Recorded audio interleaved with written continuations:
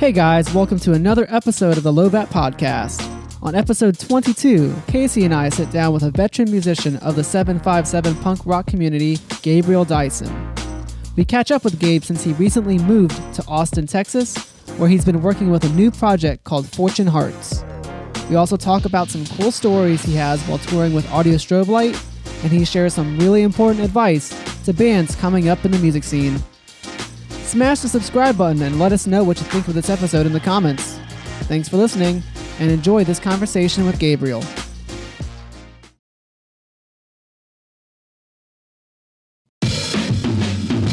You are now listening to the LOWBAT podcast, a weekly show highlighting members of our local creative community and featuring topical conversations with members of the LOWBAT production team. We're your hosts, Casey House and Fabian Castaneda. Through our own experiences as musicians, visual artists, and business owners, we saw an opportunity to provide a platform for people just like us to deep dive into what it's like to pursue a lifestyle outside of the norm. Without further ado, welcome to the LOWBAT podcast.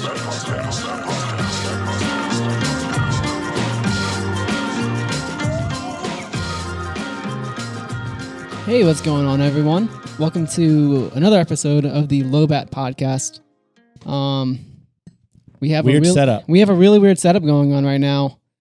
This is our first ever remote podcast. We are joined by a gentleman known in the area from being in a band called Audiostrobelight, working on some really cool stuff with a new project called Fortune Hearts. We have Mr. Gabriel Dyson. How you doing? Hey, y'all. What up? Doing all right, y'all. I'm happy to be here. Perfect. That's what we like to hear. Yeah, so we're doing this via Zoom. I guess it's Zoom, right? We're just gonna hope we're gonna get sued by Zoom real quick. Yeah, exactly. we're using insert random video chat thing. We're gonna make this work. If it's a little bumpy, guys, for everyone tuning in, just give us a break. Just know you tuned into a really interesting newscast as it looks right now. Yeah. So one thing I did realize that we forgot to do, which is going to make my life a whole lot easier later, we forgot to do our claps. So we're going to do that now. So we're going to do a 4 count, and then you clap 4 times afterwards. Ready? Oh, yeah. 1, 2, 3, 4. Want to try that again? That wasn't planned at all. I didn't know we were doing that. Because we can sync the audio, I guess. You want to try that one more time? Why not? Let's give it a shot. Ready? That'll be cool. 1, 2, 3, 4. Cool. All right, Nice. That's going to make my life easier later on. A little bit of the behind the scenes for everybody. Yeah. Because my phone's on the table, too. we're really good at this if you haven't professionals, noticed. So now that we've went through both the notes, we don't need this iPad anymore. That was everything. Gabriel. Oh, the remote. I told you I was going to forget it. Oh, I love this. Go ahead with your question. I just want to know what's going on with you, man. I haven't seen you in a very long time. Yeah.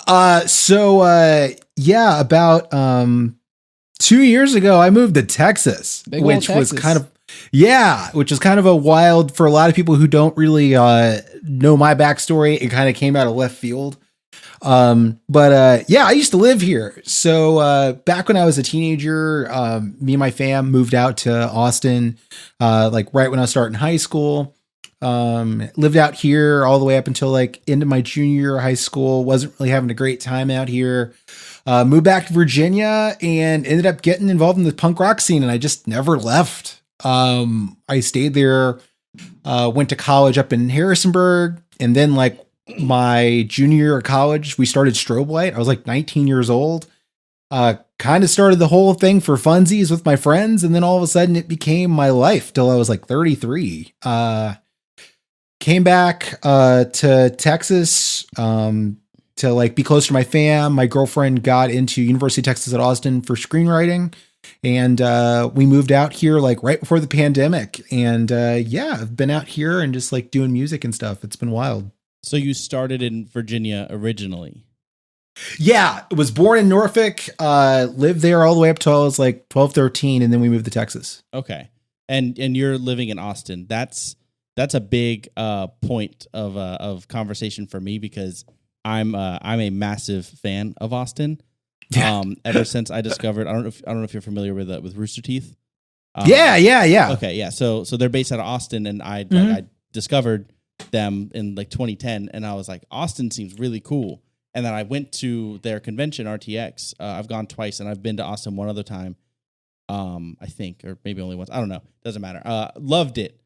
Absolutely loved the vibe of the city. Walking down like 6th Street and Congress, there's like so much music and entertainment, and so I'm curious about your, I guess, like opinion between Virginia Beach as a music scene and what support exists here, and then Austin, and like what are the differences? It's a totally different animal. Like, I felt like in what's cool about Virginia Beach and like the Hampton Roads scene is like, it's really easy for everybody to kind of know everybody, if that makes sense. Yeah. Like it's a little bit easier to tap into the network if that's something that you really want to get involved in. A lot of the players have kind of like changed over the years, but for the most part, you know where, like when touring acts are coming through, you know where to go see them. If there's a local act that's like really, if you want to see who's doing stuff in the area that you should probably know about, like that's easy to find out.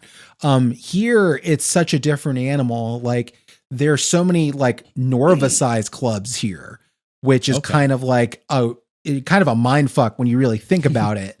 Like you have a handful of clubs that size. You have a bunch of bands that, you know, they're full-time touring acts, but they're based here.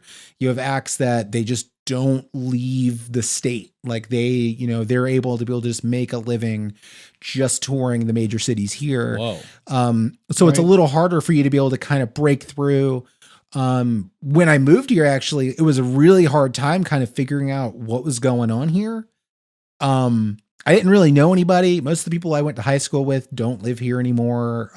So I just pretty much had people I was meeting through like the comedy scene here, with my girlfriend Haley, and like people I knew through like my family. So, it was a really hard time cracking through that. Like it was very different. It's kind of like, I'm trying to think of the best way to describe it. It's like if you've ever been to Times Square for the first time and you're just kind of get overwhelmed. Yeah. Because there's just so much of, there's so much everything. Yeah. So it's like, okay, like if I were dropped into Norfolk for the first time and I wanted to know where I wanted to see a big band, it'd be like, oh, I'd Google it. Oh, there's the Norva. And, my first week I was here, I didn't even know, like Don Broco is one of my favorite bands right now. Same. I love that band right now, which Manchester Super Red's #1 fan. I don't know if you've heard that jam, their new song. Oh yeah. They have a new record coming out in like a month and a half. Yeah, it's September 17th. I know this. I think I'm the only one. I'm the only person in this room that is like, I'm down with them, but I'm not like, I don't listen to them on my own time, but everybody else in this room loves Don Broco. Well, they were playing the week I moved here and I had no idea. Oh my goodness. Because they just got it kind of lost. They played a club that now the club didn't survive COVID. Oh wow. But that's a whole other conversation. But they were here and I was like, what? They don't come to the States ever. And they were here. So it's that kind of like, you can get just lost. Your favorite band can be here. You'd never know unless you're like really tapped in. It's a really interesting perspective. It's almost like it's something that I've argued with myself on, is like moving somewhere that is much more friendly to the arts and has much more music or any form of art is really cool, but also there's a lot more noise. So being a band that can push through the noise and for anybody to like notice you would be really difficult in such a musical city versus Virginia Beach, where there used to be so many bands and everybody played in a band. And there was always a show every weekend and it was a thing. It has definitely died down a lot here, especially since COVID. Curious about how it's going to build back up, but it's definitely a different animal, like you said, because I feel like you can be a remotely successful local band, but going anywhere else getting signed, playing locally is almost impossible. But in Austin, I feel like, and correct me if I'm wrong, but if you go and you play at a venue, there's a good chance that somebody might see you that like matters. Versus Virginia Beach, any of the places besides like the Norva, there's not going to be any like label reps, A&R people, managers. Like nobody's going to discover that. I don't know. Like it's about the same, honestly. I feel like there's a whole thing that I learned with Strobelight in the fact that there's a slogan I learned a long time ago. There was a movie about college funds for children, about how people in low income, I promise this as a point, that kids in low income neighborhoods, their ability to be able to like actually get money to go to college, to be able to rise up out of like, generational poverty, from generational redlining, stuff like that. And the movie was called Waiting for Superman. It's like you're in peril, but you're waiting for Superman to come in a world where Superman doesn't exist. Yeah. And that's how there's this thing that I kind of learned from touring, in the fact that you kind of have to make your own opportunities no matter where you are. Because typically if somebody's out there like that actually has some kind of like power to be able to sign you, they're probably not out with that intent. They're probably out just to go hang out with their buds and have a drink. Like that's not their thing. You kind of have to like really rise above to do that. And here in Austin, it's such an oversaturated scene, and this isn't knocking the scene. It's just, there's so many bands here. Like it's like playing roulette, you just don't know. You don't know who's in a crowd, which for that, you should never shortchange your show. You should always give it 100%. But also you can't really bank on, somebody being out there to come check you out either. So with Fortune Hearts, with you guys starting up in Austin during COVID, was it pre-COVID that you guys formed? Okay. So like I said, when I came here, I didn't really know anybody. Mm-hmm. So I took this weird chance where I was on, there's a really awesome venue here called Mohawk that survived COVID, thank God. And I was checking to see what bands were coming through. And then I saw they had this thing called Punk Rock Lottery. This was like, I'd been here maybe a month. And I saw this thing and I was like, this could be fun. And the premise is you show up on the night of a drawing.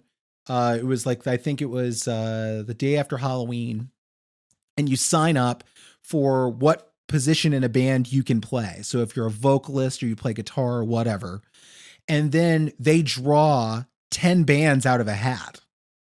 Whoa. So they draw a vocalist, a guitarist, a bass player, and a drummer. And then you have 4 weeks to write 5 songs or 4 songs in a cover, and then perform in front of an audience as a battle of the bands of a band that's only existed for a month. What? This is the coolest idea I've ever heard in my life. And I did that. I did that as a way to kind of just like make friends. Well, literally like at the drawing, I sit down, I'm wearing, I don't know if you guys ever saw in Virginia Beach, I have like this denim vest with a Prince patch on the back, like Prince Purple Rain. And I have a bunch of like geek buttons and stuff all over it. I was wearing a Thrice t-shirt. I sit down and this dude comes over. He's wearing like a hoodie from a ska band and sits down, and we start chatting, and he starts talking about my shirt, and we start hitting it off. And it's like, oh, we're into a lot of the same stuff, like music wise. And we're talking for like an hour. The drawing's like taking forever. And then finally, once the drawing hits, we get drawn into the same band. Heck yeah. It was fate. And, exactly. And like the other 2 guys who were with our band weren't there. So we start getting everything together. We start exchanging numbers, exchanging ideas and stuff. The other 2 guys, they're all right. We didn't really vibe too much, but I wish the best of those dudes. We actually got voted worst band. We got dead last, in the whole thing. But it was fine because, like me and my now writing partner, Travis, we hit it off. We were like, after this, we're going to do something. And then one of the judges, Tim, came up to us after our set, and he was like, hey, I really like your cover of Juice. We covered Juice for our set. We did a punk rock version of it from Lizzo. And he was like, I'm trying to start something up. Are you guys interested?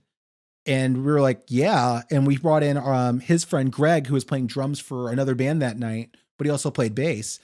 And then we started just jamming together like in January. And that's what Fortune Hearts was. Okay. Fortune Hearts is in like Fortune. We got kind of put together by luck of the draw, basically. But we started practicing in January, started writing music all through like February. We're really getting off the ground, and then COVID hit. So before we even really had anything recorded. So we basically took to, okay, what can we do? So Travis had put together a recording rig with Logic and an interface, and he had a Helix. I have a Line 6 Helix here at my desk here. And we just started using this thing called Splice, where we were able to trade Logic sessions back and forth. And it would keep cloud storage and stuff. And so we were just writing songs and passing them back and forth. And then we figured out that we could record the entire band without us ever being in the same room. Yeah. Like our drummer had an electronic kit that he had hooked up to a MacBook or to an iMac, and he could record the MIDI performance to that, send it to me, and I'd replace it. What? Yeah, there we go. That's what's up. And then that's been our workflow for now, like well past a year at this point. It's so interesting, like watching all the bands that have adapted. The one that documented it very well was Bring Me the Horizon. I don't know if you saw any of their stuff on YouTube. They documented all of it so well. And I watched through all of that and watching them like figure out that they can write and record all over FaceTime and over, whatever they have to use. And I think it was called like Audioshare. I forget what the software they used, so that they could basically be plugged in, but remote. So it sounds all clear. And I was like, man, you really don't have to, it's nice to get together, but you don't have to. And so like my band started picking that up. And even though we all live in the same area and we would get together sometimes, we were like, we don't have to. So a lot of the time we would just do FaceTime calls, and we got everybody set up with their own recording rig. And everybody already used either Helix or Kemper. So it just kind of worked that way anyways. And I would just program the drums, and it's a really good system. You can record whole albums, but at least for demoing out songs, it's perfect. We got really tight at this. Like so right in the middle of the pandemic, me and my girlfriend moved into a bigger apartment, and in the master bedroom was this pretty big closet. And I was like, I just want to turn this into a studio. She turned the other bedroom into basically her office, because she was doing classes for graduate school full-time remote. So like she needed a quiet place to be able to like do class every day. But I turned this into my office / recording studio. So that's where you are now. Every day. Yeah, I'm in here. I'm in a closet, and right over here, I've got my SSL console. I've got my Helix. I've got keyboards here. I've got a big screen monitor. I have bass traps sitting behind here. You guys can't see them. Nice. And everything that you guys have heard that's been done from Fortune Hearts so far was engineered in this closet. Like everything. And it's funny, like going back from like the first thing we released was Telephone Romance, and now listening to it, I'm like, there's so many things we've learned since doing that. We were just so anxious to at least release something and just get something out there. And now we've just come so far, and I don't see a point in changing our workflow since we've gotten it down at this point. We've invested so much time. A lot of the time just doing like, especially one-on-one FaceTime calls or however it may be, if you have everybody in the room, it can be too noisy, and sometimes it clutters up your head. And so like we learned that a long time ago, and this has helped obviously, and it's helped with you guys too. And I'm curious about your sound, and walk me through whenever you were forming your sound, what inspired you, what you were going for. If I'm being completely honest, a lot of this was just throwing spaghetti at the wall and seeing what stuck. Nice. We all come from like, everybody's just got a fundamental kind of punk rock background, if that makes sense. Like generationally, like me and Travis are really like have this, it's kind of a split between like standard, pop punk fare, if that makes sense. Like bands like The Starting Line, bands in that kind of vein, mixed with like a band like Thrice that does more like kind of a post-punk vibe, but still can, like it's not sludgy, but it's still like aggressive, like bands like Bayside, like stuff that's in that vein. Whereas like, I know that my drummer and our bass player, like they have much more like an old school punk rock vibe, much more like 90s, like punk rock. And, that really, really shines through, especially with like Tim's drum style. Yeah. So we kind of found this common ground in the way it worked, where typically our workflow is either Travis or I'll come up with like some kind of idea. We'll kind of workshop it a little bit, send everybody demos. And then, Tim, our drummer, will come in. Cause like I keyboard drum everything. Mm-hmm. Originally I was programming it, and, like I'm not a drummer. Like that's just not my thing. And he'll come in usually and just like, I'll give him a version of the demo that's got my drums and then one that doesn't. He'll put it in his computer and then just jam out and be like, hey, here's some ideas. Now it's been great because he can just bring his electronic kit over to my apartment and just set up in my bedroom and just play there. Hell yeah. And it works out. It's been, but our workflow has definitely been changing now that we can have everybody in the room. And kind of it's becoming a little bit more organic and just being a little bit more inclusive. And that's honestly like the stuff we're doing now with that, I'm really, really excited about. Like, I have our bass player coming over on Wednesday to record bass for one of the new tracks coming up, and that'll be fun.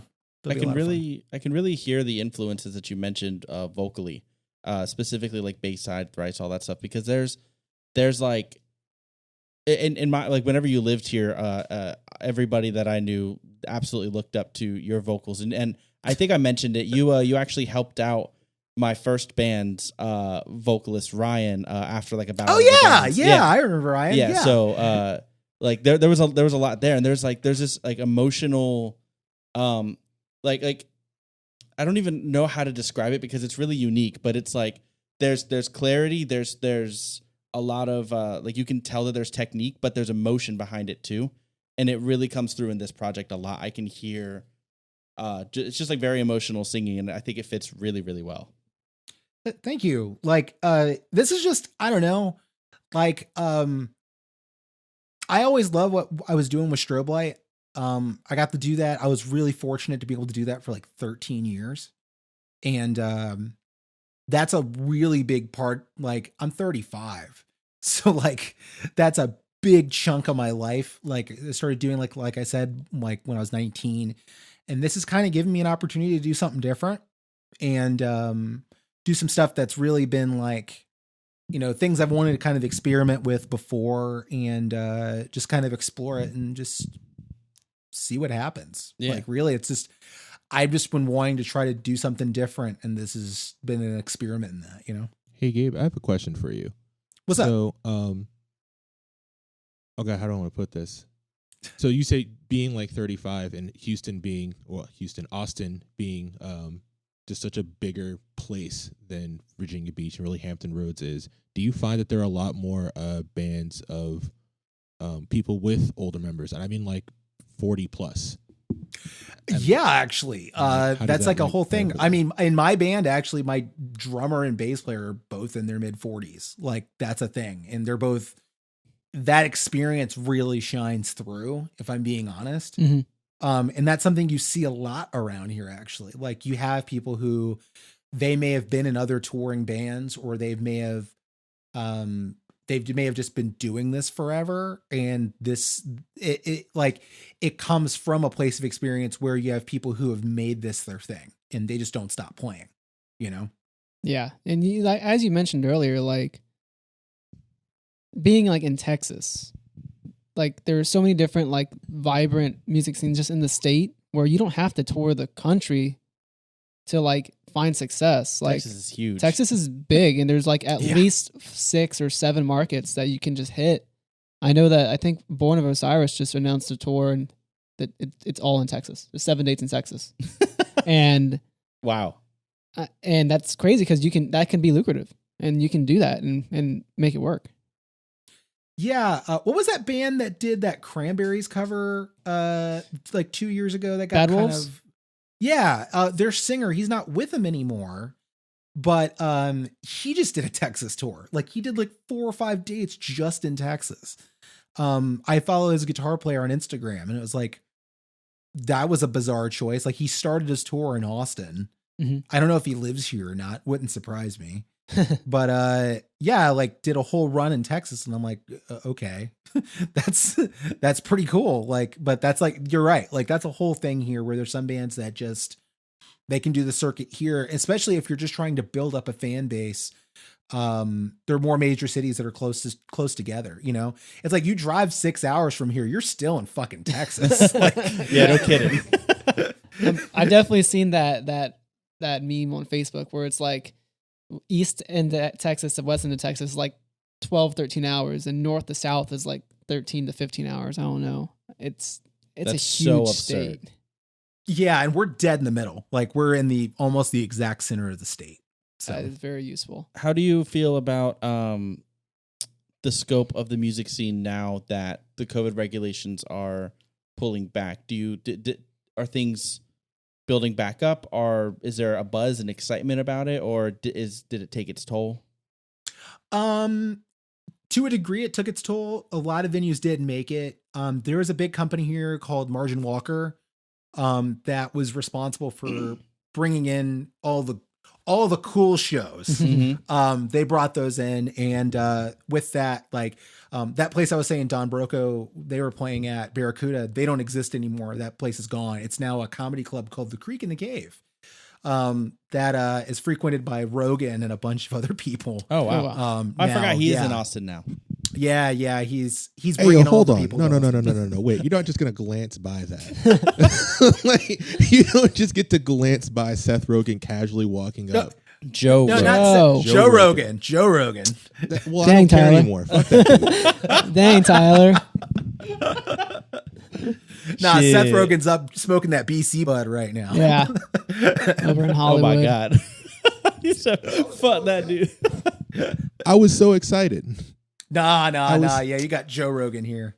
man. Way less. He's like less 5'3". Fuck Joe Rogan. I'll fight him. Hey, what's wrong with being 5'3", Tyler? I mean, when it's you, nothing. But when it's Joe Rogan, a lot. Fair. So, anyways, the music scene.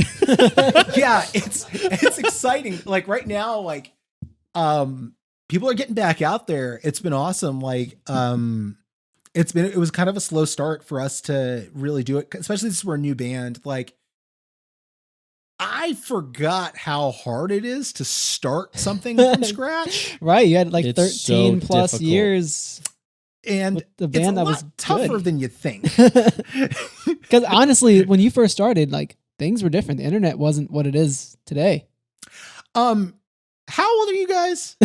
I'm Just out of curiosity. I'm 27. You're I 27? turned 26 next month. So to give you guys a good idea of how old I am, when I was in college, so this was Strobelight had been around for maybe 2 years. We won a Battle of the Bands on MySpace Nice. to open for Fall Out Boy Where at the Where- amphitheater. At the Whoa. Okay. Whoa. But that was like in 2007.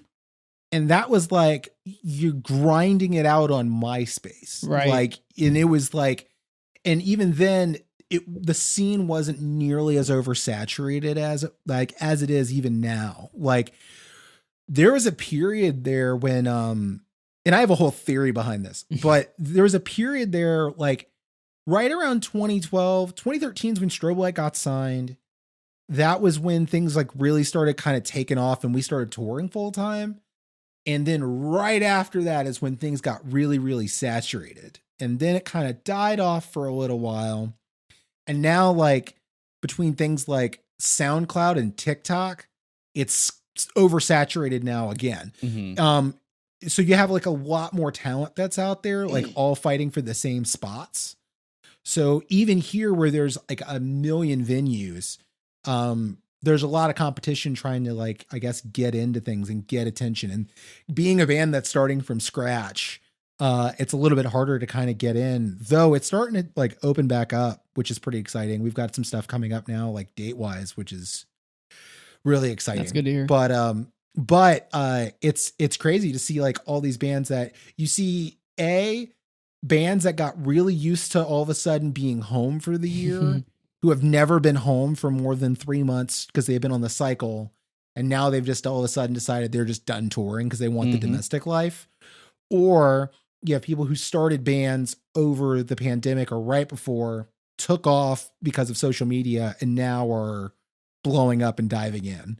So it's like turning into this like wash of in and out. And here it's very saturated, but because of that, it doesn't get boring, which is kind of really wild.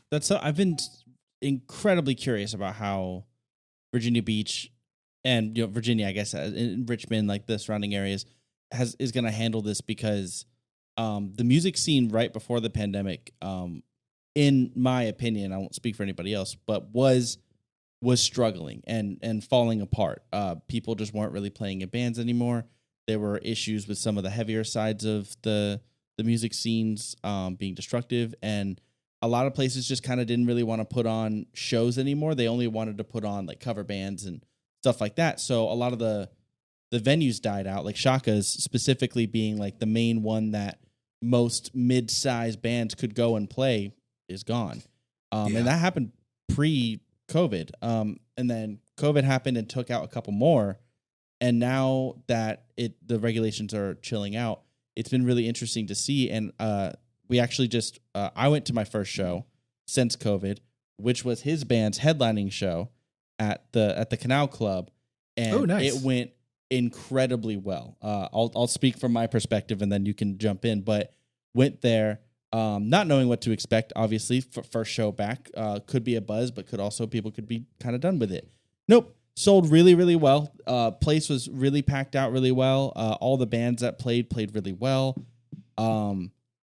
Really no complaints. It just there was a feeling in the room. Everybody was coming up and like they haven't seen each other in so long, and shaking hands, hugging, whatever. And I don't know. It felt really cool to be like. It gave me hope. But I'm also skeptical as to, was that just because it was the first show back, or because it was Revenant, so it was a really good set, or like what have you? But what was your take on it? Oh yeah, I mean, I felt like I agree. The air in the room was way different. People were really excited to be there. They weren't just existing there, which you could get sometimes when there's some shows that just may lack as much excitement. But no, it was a really cool show because like I feel like it was a perfect mix of new bands and existing bands. There's 5 bands on the bill. The first 2 bands were bands that basically they got their start on the internet during the pandemic.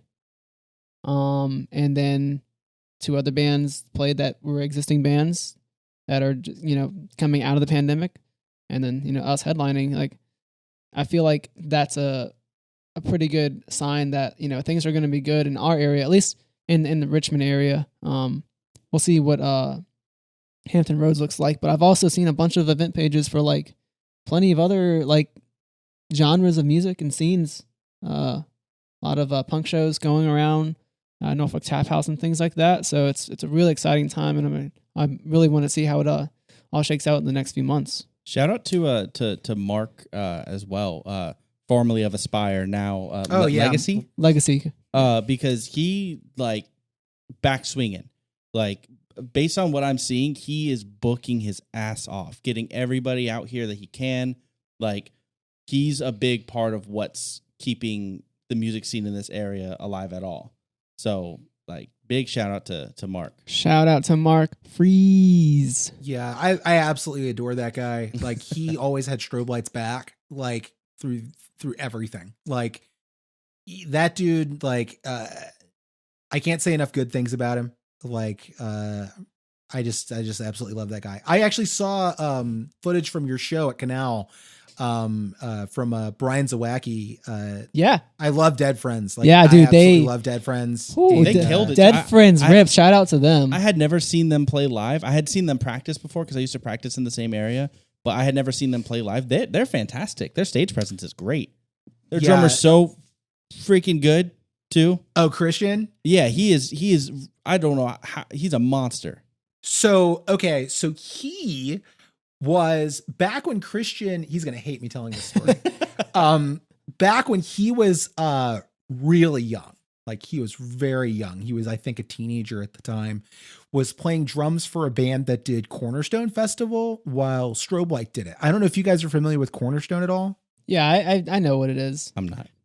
Okay, so Cornerstone Festival is a Christian music festival that happened in Southern Illinois all the way up until, I think, 2012, 2013 or something like that. And we played it a couple years, and the way it works is you have like main stages where they're like headliners and stuff playing, you know, they're like amphitheater sized stages. That's where like Devil Wears Prada and stuff would play and like headline that night. But then you have big tent stages that are run by labels.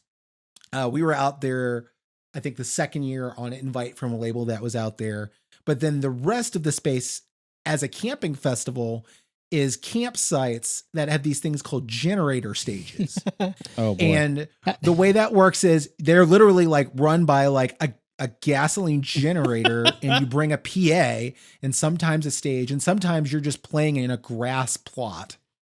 And most of the people that are attending are in bands who are fighting or paying or begging, borrowing, stealing to play a generator stage. Mm-hmm.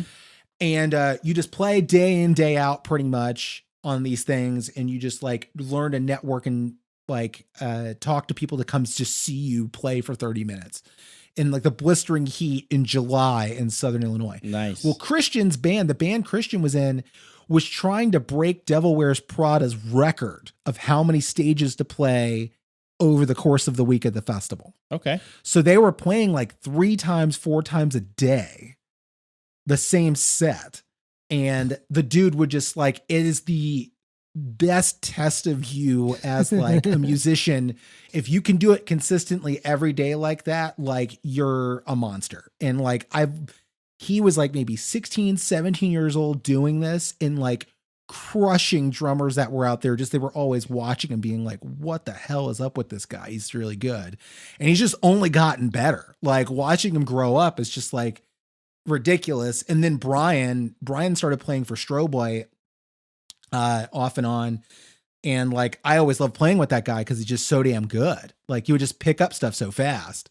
Like, and to see them finally like playing together and playing heavy music and like just killing it doing it is just, it's just a fucking treat. Like Definitely. Yeah, there are certain bands that just have like whenever you watch them, they have they have the thing. And I was watching them and I was like, they all look, they look like they're famous. They all look like they should be playing a much bigger stage. They've been doing it for 50 years. Like they just like, it's just like smooth. Like there's just a vibe that they had. And then, yeah, he just played nonstop drum fills and fast drums and craziness. And they play like 4 songs in a row with no gaps, which I love. I used to do that too. I'm a big fan of that. But like with his, it's just, I was like, man, how are you not like done? I will let you know that, you know, being backstage waiting for him to finish up, he was absolutely dripping. Oh, I'm sure. It was I'm sure. Oh, Worked his ass man. off. Definitely got to Yeah, I work out for believe that. Yeah, I absolutely believe it. Yeah, definitely. Yeah, fun fact, because like, no, before we were talking, before we were doing the show, we were talking about improv and push comedy. Austin and Dan from Dead Friends were in an improv comedy troupe well before Dead Friends even started. Oh, wow. They were in an improv and sketch troupe called Husband Material. Okay. Yeah. Huh. Is there any, do they still do that, or is there any footage of it? I'd be. You could I'd love to probably see it. YouTube it. You could probably Okay. Google it. And I'm almost certain they've got stuff online. You could I look it have up. nothing really to add to this other than Husband Material is such a fire band name. And no one uses it.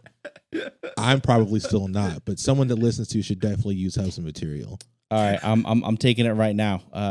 My band hasn't released any information yet. Nobody knows what our name is. That's gonna be our name now.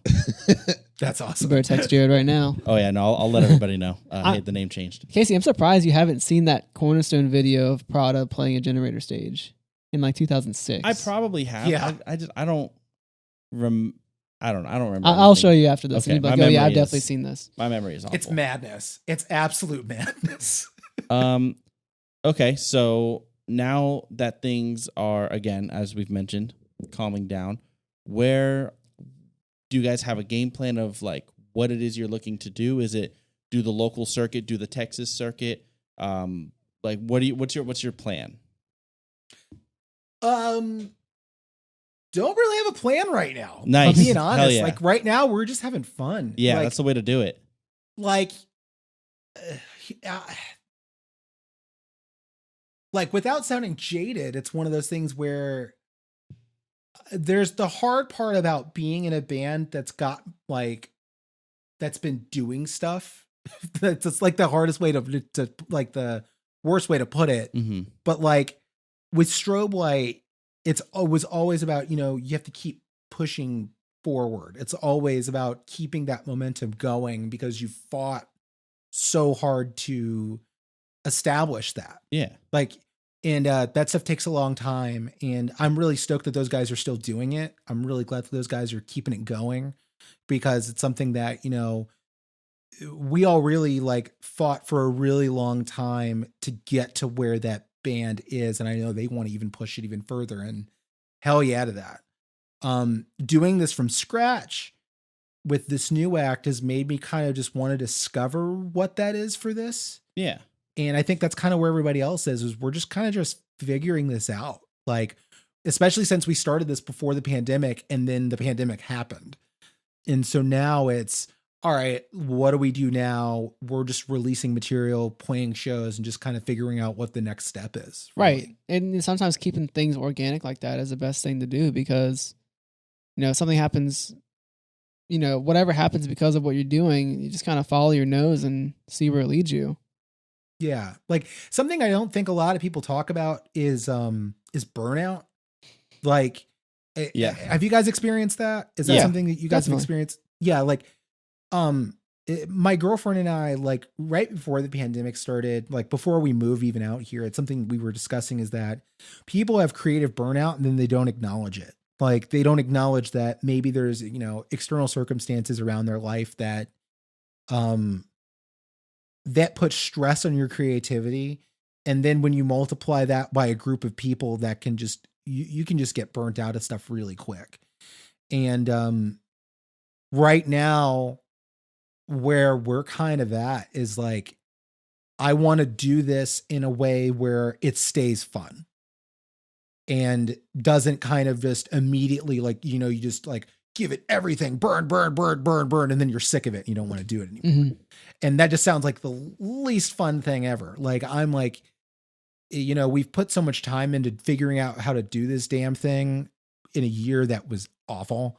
And try to bring some joy into it. It's like, let's just keep that feeling going and see where it takes us, I could not agree with all of that more. I definitely, I've been going through the exact same thing. Just with the old project, we overworked ourselves for no real gain. And with this one, we have a plan, but the plan is have fun. The plan is the focus of it. Of everything that we're trying to do is like, let's just not stress about it. Let's have fun. Let's be creative. Let's let the music do what it's going to do. And let's just enjoy ourselves instead of making it work, making it stressful.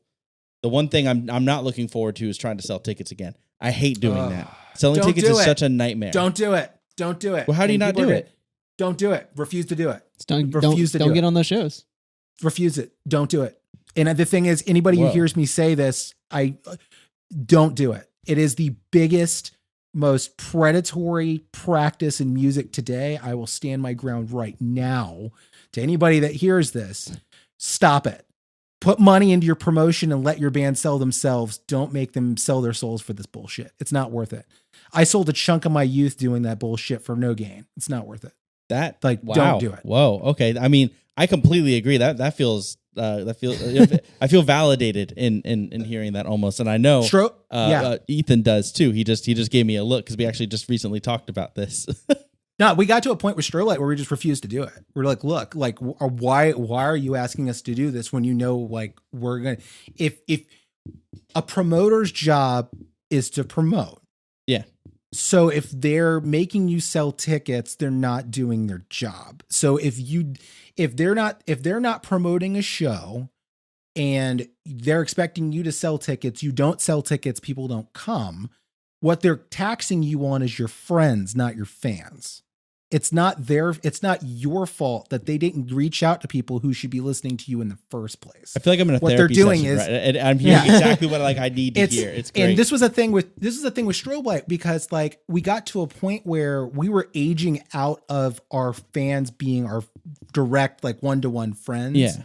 Like it was a thing where, you know, like we had fans that were friends of ours and we always try to make friends with our fans. But it's not like I'm not going to, as a 30-year-old man at the time, hang out with a girl we met opening up for, you know, some major who's 19, 18, 17. That's not appropriate. Yeah. However, I know if I announce we're doing a support for a band in the area or we're playing a show, they're probably going to buy a ticket if they know the show's happening. Yeah. So like we're going to promote it as much as we can. But again, you can only do about so much. If a promoter's putting their ass on the line, they should do some work. Go ahead. That's part of this. So that's the thing is like, even with this current band now, it's like, we're not doing that. Like, no, I refuse. Absolutely not. I'm confident that I want to make sure I word this properly. Every single local show, so not supported by a major, like national touring act. Often a lot of those though would be roped into this, but every single local show we sold more than what was sold online, like by double, triple, quadruple. It would be like 4 pre-sales online and we sold 40 tickets or something. And it was like there was the only times that didn't happen. And I'm not even sure was the bigger ones that we got like sold out shakas or whatever, where we sold almost 100 tickets. So I'm curious about how much was sold online because there was a lot of bands, whatever. But like there were multiple where we were the only reason why there was a show. And that's not me stabbing at any other local bands that we played with or anything like that. Some bands grinded it out harder. Some bands had more friends or fans or whatever. But like it absolutely did feel like if we don't sell 30 tickets, there's gonna be nobody there. And then we would sell 30 and there would be 30 people there. And it was like, what are we doing? And it absolutely is leeching off of the backs of my friends. I feel like I haven't thanked them enough, honestly, because the amount of times that I would like you or any of you guys or anybody that I would send a message, hey, we're playing a show, and I would send them the flyer. And I the amount of people that probably sent me money just to shut me up, that would be like, yeah, I'll buy a ticket, but they have no intention on going. Yeah, like, and that's a whole phenomenon. Like there's a certain point. So okay, so quick backstory. So Strobelight, before Strobelight was a promotions company when we were all teenagers. It was called herpes.net, HRPES.net, and it standed for Hampton Roads Punk, Emo, and Ska Productions. Okay. And that's how we had no intentions of starting a band. Like we were all in other bands. And it was Scott, our drummer, his buddy Flick, who was the original keyboard player for Strobelight for a year. And Chris, our singer, they got together off a now defunct ska punk band called the No Talent Show off of their forum, their web forum. It was before social media. And Chris made a post about, hey, I want to start something like this thing up. And they hopped on. I met those guys shooting pool at a punk rock show one time because I was booking my own shows at a school gymnasium, a high school gymnasium, and my senior year of high school. And I hooked up with them. Flick brought in Adam, who like he knew from going to like a youth group camp thing for the summer. And we all just started hanging out and like bringing in bands and like we were putting on punk rock shows at CC's Pizza for $5, like after hours on Saturdays.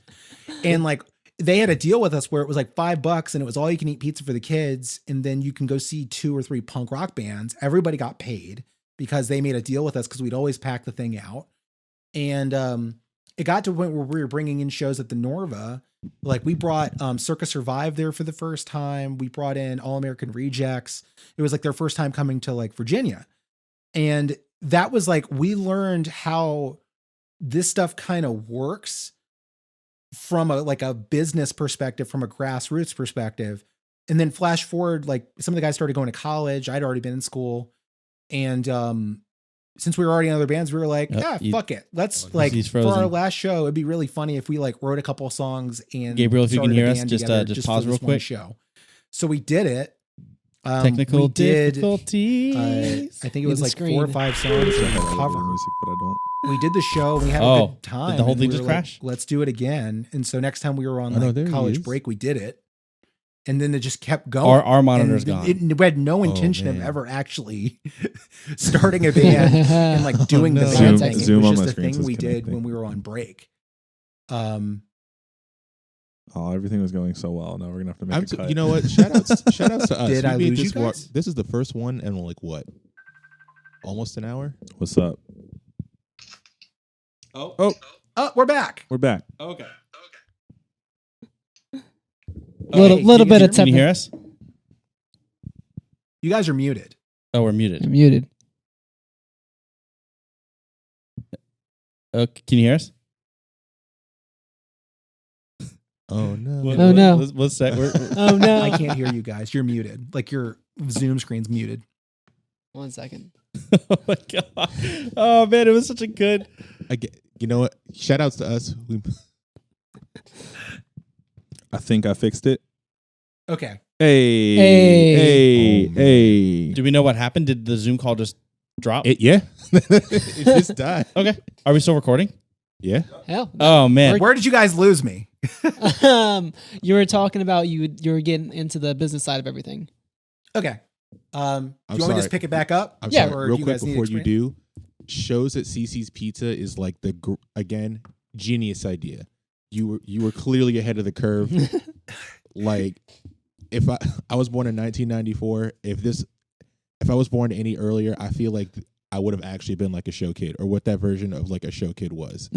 Because like I think of all of our friends, I'm just the one dude that just wasn't out there in the streets like that. It was such a wild time though. Like, and there were bands that now like that we looked up to, we were bringing them in, that were in the underground scene. And that was something that we really took for, we really appreciated. And then going into being in a band, we were like, wait a minute, we know how this works. That's not how we did it before. And it's like, we know how this works. That gives you a certain level of dignity and bargaining power where it's like, nah, you can't bamboozle me like that. Like, that's not going to work for us. And so we did the pre-sale ticket thing for a while, like within reason. And then I'd say, after we started opening up for more like nationals in the area and stuff, we just stopped. We just refused. We were just like, no, we're not doing this anymore. Has anyone give you any pushback for that?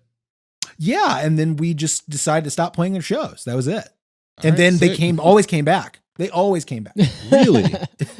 This was the thing. Down right there. And this isn't being cocky. This is just a fact of life. It was like, look, if you're putting out good stuff and you're putting on a good show and people actually give a shit about you, they'll come see you and people will want to be a part of that. And that's just a fact of life. And that's just the way the business works. And so what a lot of people don't understand, I think, right now, and I might be coming off cocky or conceited, I don't give a fuck. What it is that people are fundamentally don't want to put in the work and put in an investment. But I will say people like Mark is willing to put his ass in for promotion. I know a bunch of other promoters who are willing to really give it, what they've got. But I mean, really, it's like people won't change. The scene won't change unless people take a stand. Like years ago, I had hoped that some bands would just say, screw this, we're just not playing anymore. Just boycott. It's really this is like a deja vu conversation. We've been waiting to jump in at a good point. I'll make the good point right here because this is like, you are Ethan right now. The conversation that we had was so identical. I'm curious, Ethan. Go ahead, Ethan. Yeah, everything you're saying is almost pinpoint, like exactly echoing the long conversation that me and Casey had. I don't think you're on the camera, by the way. It doesn't look like you were on our end. Oh, yeah. Okay. The switcher then just isn't working on our end, but that's fine. Go ahead. Okay. But yeah, that was kind of my point that I was making to Casey. Is I was like, just don't do it. And he was like, but that's how the music industry works. And we had like a long back and forth about that. Well, hold on. Hold on. Here was my mindset on it. And because of this conversation, I'm remarkably interested to get some of the promoters on here, like Mark or anybody else, because I don't want to lie. I've had my differences of the practices with everybody, including Aspire, but I don't know the back end of it. I don't know what they were going through. So maybe it made sense to be doing what they were doing. But as a local band, it always felt like the burden was on us. And I would send flyers to my friends or whatever, and they're in the music scene, and they'd be like, I had no idea that there was even a show. And it's like, well, that's not on me to anyway. So I digress that point. What was the other point that I was going to make?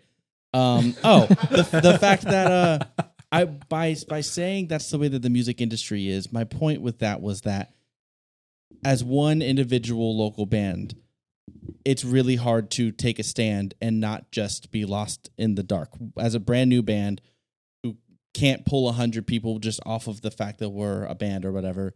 So I was like, my mindset was, if we play a little ball, how we need to for a little bit, get to a position where we can enact some sort of a change because we have a voice now. That's what I wanted to do, was let's do what we have to do. Otherwise, nobody will ever hear us. And then once we're in a position where we can do something about it, let's do something about it.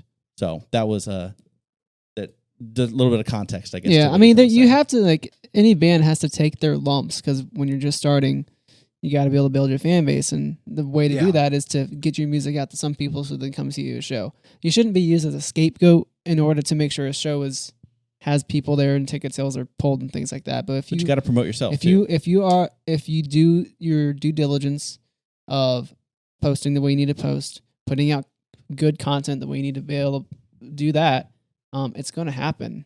And I mean, like, I don't want to like get too deep into it, but the show that we did play this past weekend had 5 local bands. There were no pre-sales, and we drew 263 paid at the door.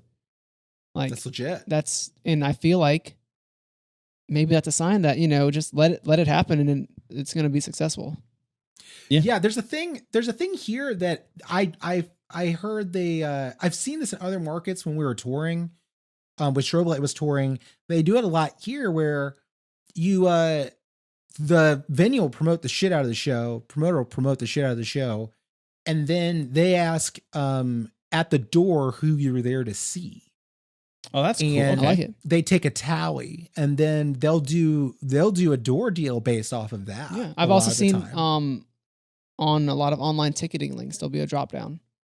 Yeah, that was a thing. That was a thing where when we were on the road, you'd see that a lot too. That's such a good idea, because pre-sales should exist. People want to pay ahead of time, of course, but it shouldn't be on, because the way it's used right now is leeching off of friends, and it's basically used as you paid, so you're gonna go, even if you don't want to. You were pushed into going because I have to sell enough pre-sales to make $1, and it was also like I felt like the margins were really off. Sometimes it'd be like $1 for a $16 or $18 ticket.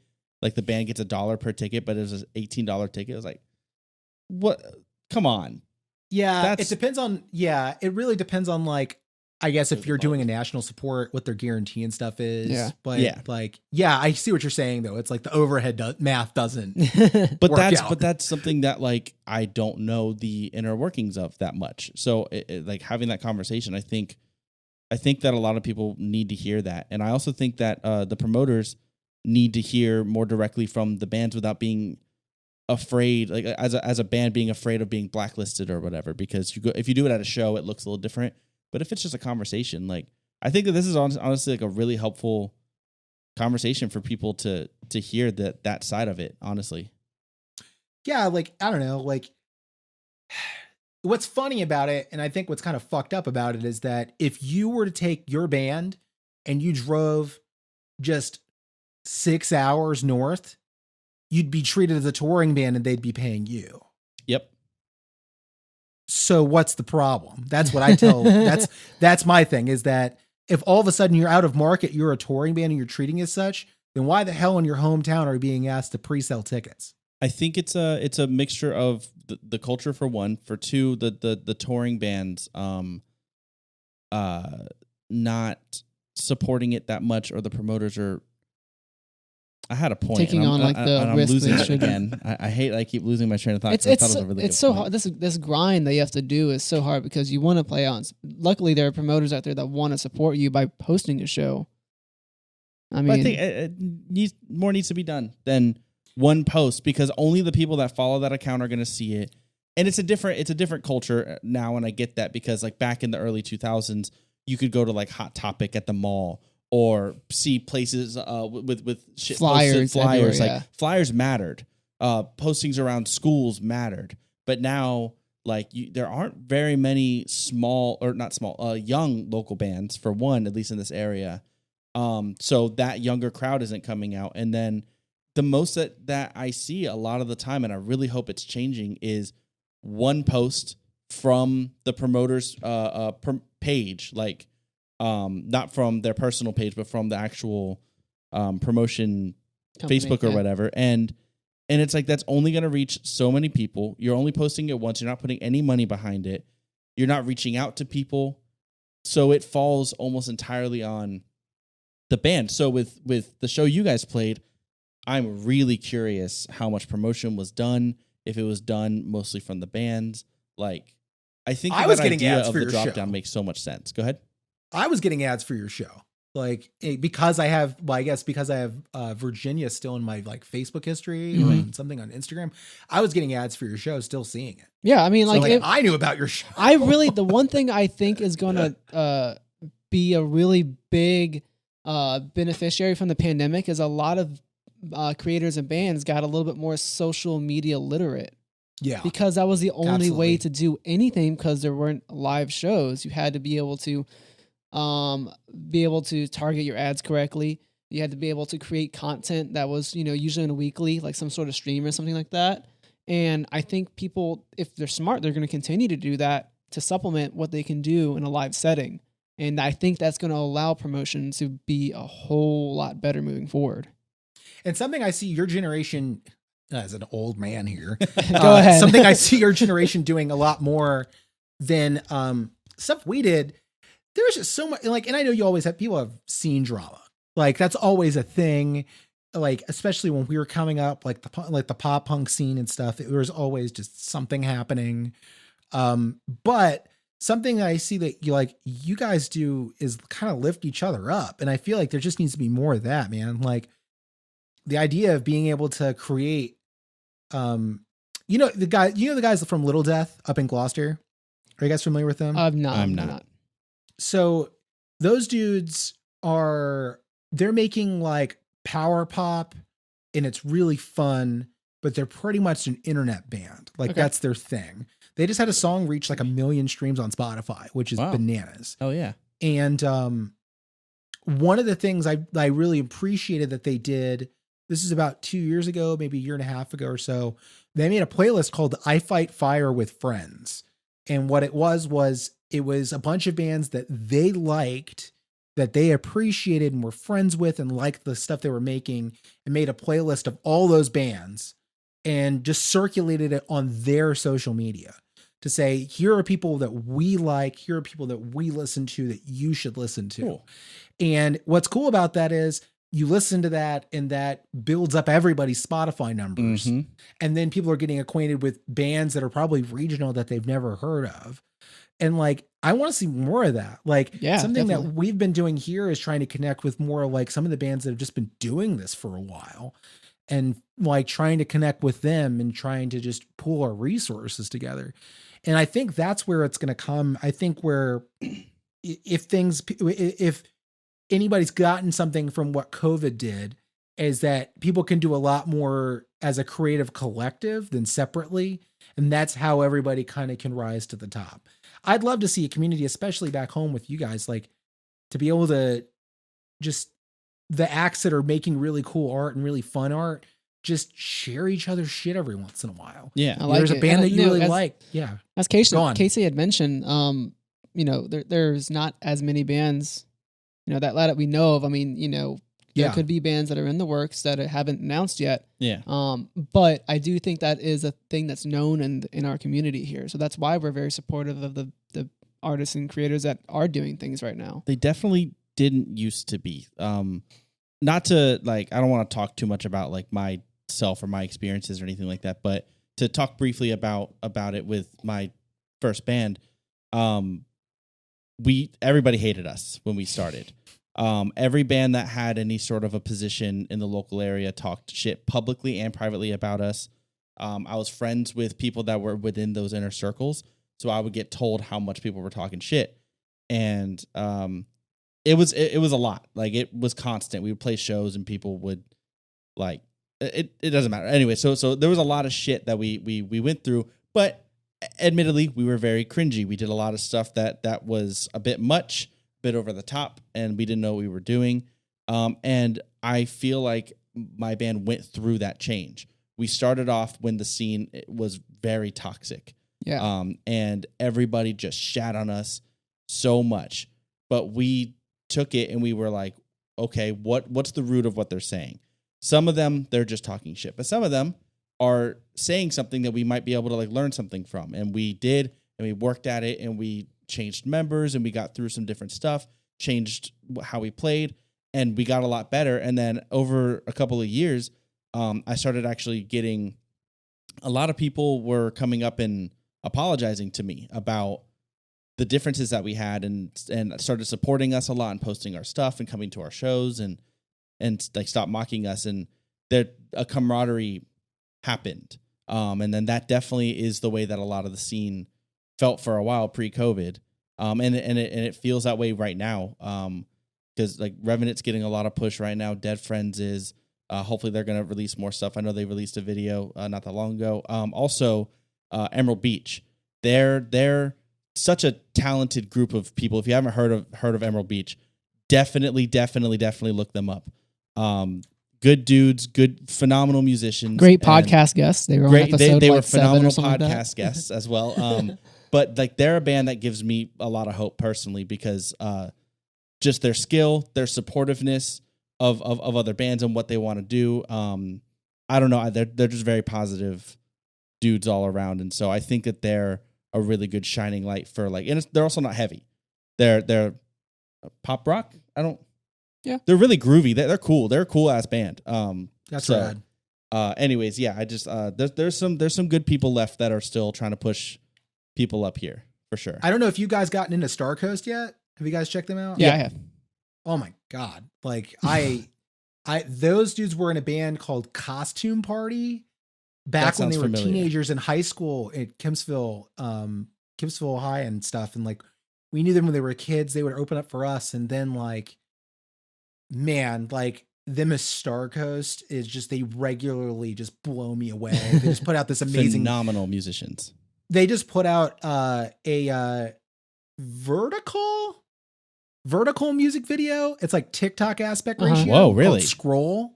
How have I not seen? When did they put this out? How have I not seen this? Friday. They put it out on Friday. Whoa. And it's wonderful. If you guys haven't had them as guests, they're absolutely lovely men. We haven't, but I would love to. I'm friends with them, have been for a while. They're good dudes. Yeah, they're absolutely give them my regards, because I love those dudes. Their drummer, I met my girlfriend on a film set where their drummer had to make out with my current girlfriend. Was it Ben? No. It was David. Okay, I don't even know who their members are anymore. I know they've gone through a couple switches, so. But they're just absolutely bonkers. Watch that music video, it will make your head spin because of how just you don't ever consider having a music video that's actually in that aspect ratio. Yeah. But they did a music video a few months ago that was a one shot. It was one continuous shot. Nice.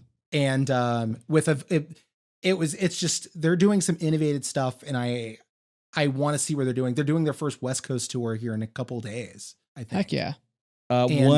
One last little snippet of somebody I want to shout out. Hasn't been a guest yet. We've been working with him behind the scenes. Noah Ford, phenomenal music. You should also write him down. His music is so good. Good ass dude.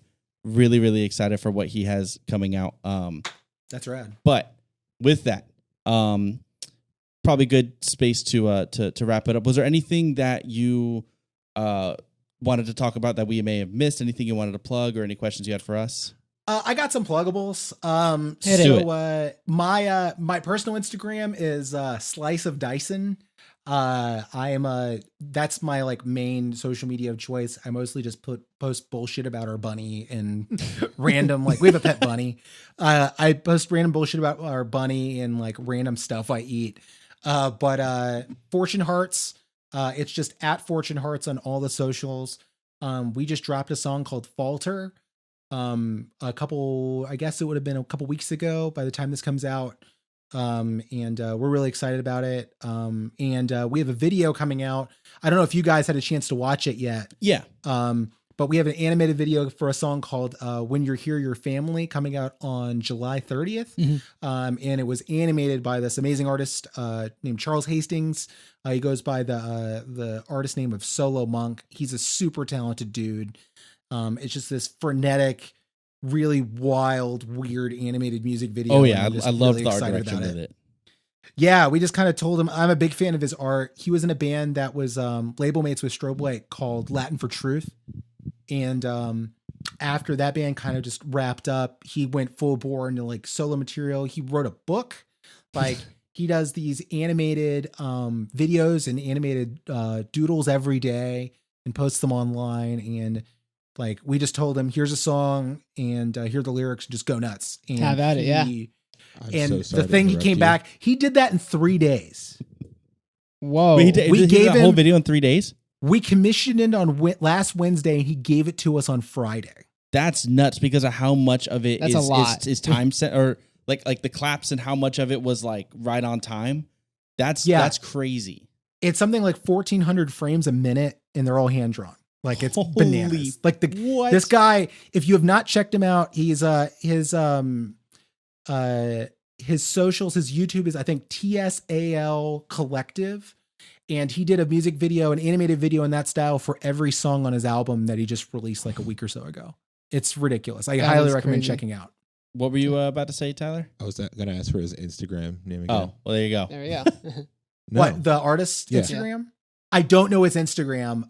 If I just look up Solo Monk or TSAL Collective on Facebook, you'll probably find all of his links and stuff. Awesome. We'll definitely link that into the info section. Gabriel, thank you so much for chatting with us this evening. We appreciated all of your insight. You know, I've looked up to you for a very long time, being in local bands, you know, growing up as well. Being able to open for you for countless times. So, I just wanted to thank you for taking the time to chat with us. Absolutely. Like, yeah, it's wild seeing you guys grow up, man. Like, I gotta say, like, if we're being real here about that, dude, like, you guys just keep doing what you're doing. Like, for real, like, just stay the course, especially now in the world that we have. Just stay the course, and as long as you guys are still having fun and you love it, just keep fucking doing it, man. Like that's what it's about. Awesome, man. Thank you. Yeah, thank you so much for joining us. Thank you, Daenerys, for biting my leg while he was talking. And thank you, everybody, for tuning in. We will. There we go. Now the song's starting. I'm gonna go ahead and just bleed this out as long as I can. The song is still going. And 3, 2, 1, later.